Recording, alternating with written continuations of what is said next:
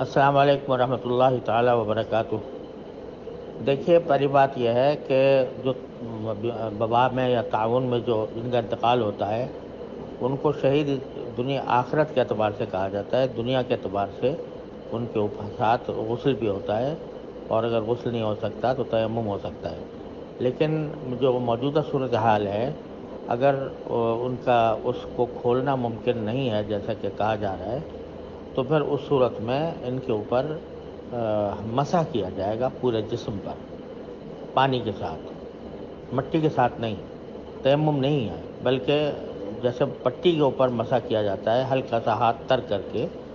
اس طرح مسح کیا جائے گا۔ اگر ہاتھ لگانے میں بھی دشواری ہو تو پھر کوئی جیسے پھایا ہوتا ہے یا کوئی کپڑے کا خرقہ ہوتا ہے، فرصہ ہوتا ہے، تو اس کے ذریعے ہلکا گیلا کر کے اور پورے جسم کے اوپر پھیر دیا جائے۔ تو یہ تیمم نہیں ہے، بلکہ ایسا ہے جیسے کہ کسی کی پٹی بندھی ہوئی ہو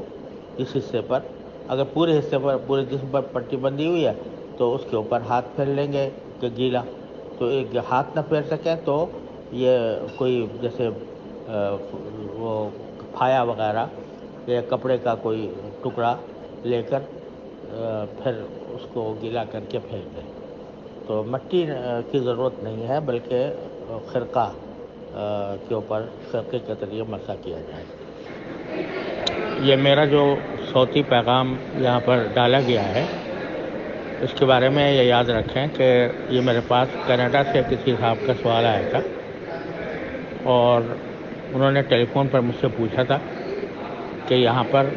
میت کو کھولنے کی بالکل اجازت نہیں ہے، اور وہ لپٹے ہوئی حالت میں زیادہ سے زیادہ وہ ہم کا حوالے کر سکتے ہیں۔ تو یہی سوال میرے پاس نیوزی لینڈ سے بھی آیا تھا، آسٹریلیا سے بھی آیا تھا۔ اس کے جواب میں میں نے یہ بات کہی تھی کہ اگر ممکن نہیں ہے تو پھر یہ کام کر رہے ہیں، لیکن یہ میرا مشورہ نہیں ہے کہ جہاں بھی کوئی کورونا سے جس کا انتقال ہوا ہو اس کے ساتھ یہ عمل کیا جائے۔ پاکستان میں میرے علم میں اب تک یہ آیا ہے کہ وہاں پر باقاعدہ غسل کا ایک انتظام ہے، اور انتظام کیا گیا ہے جس میں کیمیکلز وغیرہ بھی ڈال کر اور کچھ غسل کا انتظام کیا گیا۔ یہ میرے علم میں آیا تھا، اور جب تک بالکل ناممکن نہ ہو جائے اس وقت تک غسل کا وہی طریقہ اختیار کرنا چاہیے، باقاعدہ غسل کا، اور جب تک کہ بالکل ناممکن نہ ہو جائے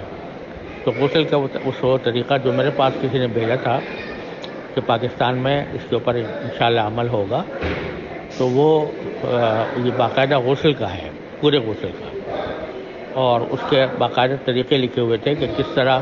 غسل دیا جائے گا، کس طرح کفن ہوگا، اور کس طرح پھر تدفین ہوگی۔ تو یہ وہ عین شریعت کے مطابق تھا اور ہے، اور اس حتی الامکان اسی کی کوشش کرنی چاہیے۔ لیکن میں نے یہ جواب